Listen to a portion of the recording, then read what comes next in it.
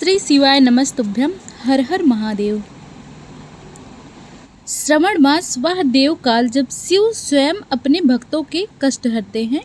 यह वह समय है जब एक जल की बूंद शिवलिंग पर चढ़ती है और अनंत ब्रह्मांड हिल उठता है। आज हम आपको लेकर चलेंगे कुछ ऐसी अद्भुत कथाओं की यात्रा पर जहां भक्ति, सेवा और तप का प्रताप स्वयं महादेव को प्रकट करता है। यह है श्रावण महात्म्य अध्याय 21, जैसा आपने कभी सुना नहीं होगा। हर हर महादेव। राजा वृषणकेतु और शिवव्रत का राज्य चंद्रवती नगर। राजा वृषणकेतु जो केवल कर्म से नहीं श्रावण से भी शासन करता था।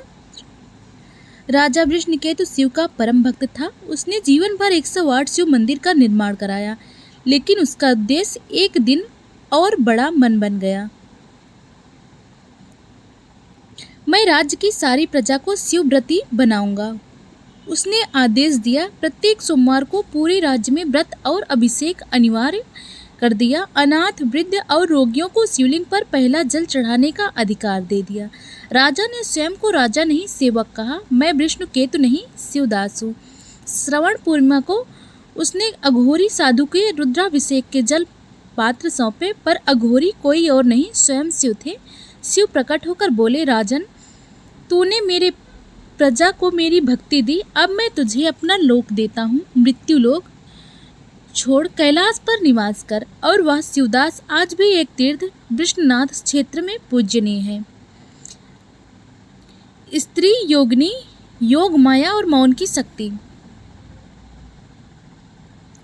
एक मूक स्त्री जो बचपन से ही बोला नहीं करती थी। योग माया बचपन से ही मूक थी, लेकिन उसकी आंखों से शिव भक्ति बहती थी। वह हर सोमवार को 11 किलोमीटर पैदल चलकर शिवालय में जल चढ़ाती थी, बिना बोले बिना मांगे। एक दिन गांव वालों ने उसका मजाक उड़ाया। ये तो कुछ बोल भी नहीं सकती, भगवान क्या सुनेंगे इसे। योग माया ने उसी दिन मौन में तप शुरू कर दिया। 11 सोमवार तक लगातार मौन व्रत बिना जल ग्रहण किए किया। श्रवण के अंतिम सोमवार को जब वह बेहोश होकर शिवलिंग पर गिरी, शिवलिंग से दिव्य प्रकाश निकला और शिव प्रकट हुए। योग माया, तुमने शब्दों के बिना जो भक्ति की है वह सृष्टि के सबसे ऊंचे मंत्रों से ऊपर है। आज से तेरे शरीर से बोल नहीं, शक्ति निकलेगी। तू मेरी शक्ति है। आज भी वह स्त्रियां मौन व्रत रखकर योग माया स्थान पर जल चढ़ाती हैं। नीलकंठ नामक बालक 10 वर्षीय का था, जो गौशाला में रहता और दिन भर ओम नमः शिवाय का जाप करता। एक दिन गांव के मुखिया ने कहा, भजन से क्या होगा, कोई काम कर। नीलकंठ ने जवाब दिया, काम करूंगा, लेकिन पहले शिव को काम में लगा दूं। मुखिया हंस पड़ा, लेकिन नीलकंठ ने हर सोमवार को शिवलिंग पर गोबर से सोने का त्रिशूल बनाना शुरू किया। भक्ति ऐसी थी कि 5वें सोमवार को वह त्रिशूल सचमुच सोने का बन गया। शिव प्रकट होकर बोले, नीलकंठ, तूने जो गोबर से बनाया मैं उसे शुद्ध सोना बनाऊंगा। तू जहाँ जाएगा वही मेरा निवास होगा। नीलकंठ बड़ा होकर संत बना और आज भी लोग उसे बाल शिवानंद के नाम से जानते हैं। इन 3 कथाओं में श्रावण मास वह मास है जब शिव की शक्ति से लोक और परलोक दोनों सुधरते हैं। इस मास में जो मन, वचन और कर्म से शिव को भजता है वह इस भवसागर से पार उतर जाता है। आज की कथा हमें 2 महान भक्तों, एक राजा और एक ऋषि की जीवन यात्रा से परिचित कराएगी। दोनों की शिव भक्ति में एक अद्भुत गहराई थी, लेकिन मार्ग विभिन्न थे। एक घना जंगल, चारों ओर शांत वातावरण। वहीं एक कुटिया में वास करते थे ऋषि अद्वैयानंद, तपस्वी, योगी और शिव भक्त। कहते हैं कि वे 12 वर्षों तक केवल एक पैर पर खड़े होकर ओम नमः शिवाय का जाप करते रहे। वर्षा, गर्मी, सर्दी, किसी भी ऋतु में उनकी तपस्या नहीं रुकी। एक दिन एक चमत्कार हुआ। भयंकर अंधड़ आया, आकाश में बिजली चमकी और तभी शिव प्रकट हुए। जटाओं से गंगा बहती, त्रिनेत्र चमकते हुए, करुणा से भरपूर। भोलेनाथ बोले, ऋषिवर, तुमने जो तप किया है वह स्वर्ग तक गूंजा है। मांगो, क्या वर चाहते हो। ऋषि बोले, प्रभु, मुझे केवल इतना वर दे दो कि मेरे शिष्य मेरे आश्रम में जो भी आए वह शिव भक्त बन जाए। शिव मुस्कुराए और बोले, तथास्तु। उस दिन से वह आश्रम शिव भक्ति का केंद्र बन गया। दूसरी कथा है, राजा सोमकेत एक शक्तिशाली और समृद्ध राज्य के सम्राट थे। उनके पास वैभव था, सेना थी, परंतु मन अशांत था।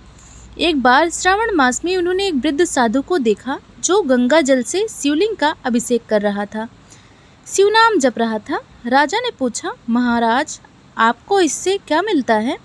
साधु बोले, जो शांति मुझे यहाँ मिलती है वह तुम्हारे महलों में नहीं मिल सकती। राजा को भीतर से झटका लगा। उसी रात उसने सिंहासन त्याग दिया और हिमालय की ओर चल पड़ा। वर्षों तपस्या की और अंत में केदारनाथ में शिव के दर्शन प्राप्त हुए। वह स्वयं में ही शिवमय हो गए। जब ऋषि और राजा की भेंट हुई, ऋषि अद्वैतानंद और राजा सोमकेत की भेंट भी नियति ने तय की थी। एक दिन राजा केदारनाथ से लौटते हुए ऋषि के आश्रम पहुँचे। वहाँ शिव कथा चल रही थी। ऋषि ने राजा को देखा और उनकी आंखों में शिव भक्ति की ज्वाला पहचानी। दोनों ने एक दूसरे को नमन किया। ऋषि बोले, राजा तूने शिव के लिए सब कुछ त्याग दिया, तेरी शक्ति तेरी भक्ति प्रणाम। राजा बोले, ऋषिवर आपकी तपस्या ने ही हमें यह मार्ग दिखाया। दोनों ने वह शिव नाम का उच्चारण किया, ओम नमः शिवाय, और वातावरण शिवमय हो गया। साधक की परीक्षा जब अहंकार बनता है बाधा। कथा है, एक बार ऋषि अद्वैतानंद के एक शिष्य ने बहुत कठोर तप किया। वह सोचने लगा कि अब भगवान शिव उसके वश में हो गए हैं, लेकिन शिव को यह अहंकार पसंद नहीं आया। एक दिन वह शिष्य ध्यान में बैठा था, तभी एक वृद्ध ब्राह्मण आया और बोला, तुम इतने तपस्वी हो, क्या मुझे दर्शन कराओगे भगवान शिव के? शिष्य बोला, वे जब चाहें दर्शन दे, मैं क्या कर सकता हूँ? ब्राह्मण ने मुस्कुराकर कहा, तो तुमने तप क्यों किया? यह सुनते ही शिष्य का गर्व चूर हुआ।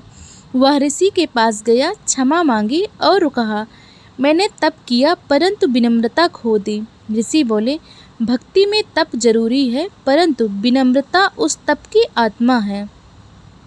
श्रवण की पूर्णिमा की रात आश्रम में भजन चल रहा था। भोले बाबा पार करेंगे। अचानक तेज प्रकाश फैला और शिव प्रकट हुए। सभी शिष्य स्तंभ। भोलेनाथ बोले, जो यह कथा सुनते और सुनाते हैं, जो भक्ति में लीन है, वे मेरे साक्षात रूप को अनुभव कर सकते हैं। शिव ने सभी को आशीर्वाद दिया। जिन्होंने भक्ति और श्रद्धा के साथ जीवन जिया, उनके समक्ष माया हार जाती है। श्रावण मास वह मास है जब शिव की भक्ति में लोक परलोक दोनों सुधरते हैं। इस मास में जो मन, वचन और कर्म से शिव को भजता है, वह इस भवसागर से पार उतर जाता है। आज की कथा हमें दो महान भक्त, एक राजा और एक ऋषि की जीवन यात्रा से परिचित कराएगी। दोनों की शिव भक्ति में एक अद्भुत गहराई थी, लेकिन मार्ग भिन्न थे। कैलाश पर्वत के निकट नर्मदा तट पर श्रावण मास का पवित्र सोमवार, मंच पर नारद जी वीणा बजाते हुए प्रकट होते हैं। वे नर्मदा के तट पर पहुंचते हैं, जहां माता पार्वती ध्यान मग्न अवस्था में बैठी हैं। पीछे हिमालय की चोटियों से जल गिर रहा है और नर्मदा की लहरें शांत स्वर में बह रही हैं। नारद जी ने कहा, जय हो माते, आप ही करुणा की मूर्त हैं। मेरा प्रश्न है, इस श्रावण मास में जल क्यों विशेष पुण्यदायक हो जाता है? क्यों नदियाँ इस माह में विशेष पूजनीय मानी जाती हैं? माता पार्वती ने कहा, देव ऋषि, यह जल केवल द्रव्य नहीं, भावना है। श्रावण मास में संपूर्ण प्रकृति शिवमय हो जाती है। हर नदी, हर बादल, हर बूंद भगवान शिव के चरणों में समर्पित होने को लालायित रहती है। यह समय केवल भक्ति का नहीं, ब्रह्मा से मिलन का अवसर है। तभी नर्मदा की लहरें धीरे धीरे चमकने लगती हैं। उनके भीतर से एक दिव्य स्वर सुनाई देता है, जैसे स्वयं नदी ने वाणी धारण की हो। नर्मदा नदी गंभीर स्वर में, हे नारद, मैं केवल जल नहीं, मैं उस स्मृति की वाहक हूँ जहाँ शिव और शक्ति का मिलन हुआ था। जब माता पार्वती तपस्या में लीन थी और शिव योग साधना में, तब मेरे तट ने उनके मिलन के क्षणों को देखा था। मैं उनकी प्रेम गाथा की साक्षी हूँ। नारद जी ने कहा, हे पुण्यवती नर्मदे, क्या तुमने साक्षात उस दिव्य प्रेम को अनुभव किया है? नर्मदा, हाँ देवर्षि, पार्वती माँ मेरे तट पर बैठकर शिव का ध्यान करती थी। उनके आंसुओं की कुछ बूंदें भी मुझ में विलीन हुई। वही प्रेम शिव तक पहुँचा और शिव समाधि से बाहर आकर माँ पार्वती को स्वीकार कर सके। श्रवण का यह मास उसी प्रेम, उसी तप और उसी समर्पण की स्मृति है। माता पार्वती, हर वह भक्त जो इस मास में पवित्र जल से शिव का अभिषेक करता है, वह मेरे उस प्रणय की तपस्या का भागी बनता है। श्रवण में शिव के समीप जाना आसान हो जाता है, क्योंकि स्वयं शिव भक्तों के समीप आते हैं। नारद जी ने कहा, माते नर्मदे, अब समझ पाया कि श्रवण का जल क्यों इतना पुण्यदायी होता है। यह केवल जल नहीं, शिव और शक्ति के मिलन की स्मृति है। भक्त जब शिवलिंग पर जल चढ़ाता है तो वह प्रेम, त्याग और तपस्या की गहराई को स्पर्श करता है।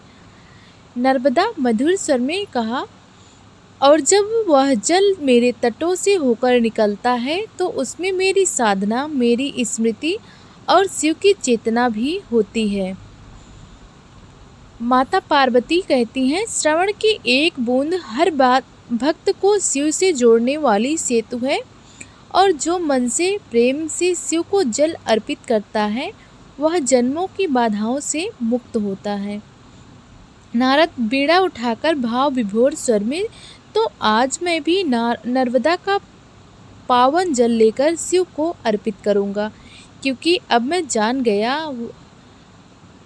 हर वह बूंद जो शिव को अर्पित होती है, वह माँ नर्मदा, माँ पार्वती की करुणा, नर्मदा की साधना और भक्त की भक्ति तीनों को जोड़ती है। यह सम्मान हमें सिखाता है कि श्रावण मास केवल एक ऋतु नहीं, एक चेतना है। जब भक्त, प्रकृति और ईश्वर तीनों एक हो जाते हैं, जब जल में भावना घुलती है, तब वह शिवत्व को छूती है।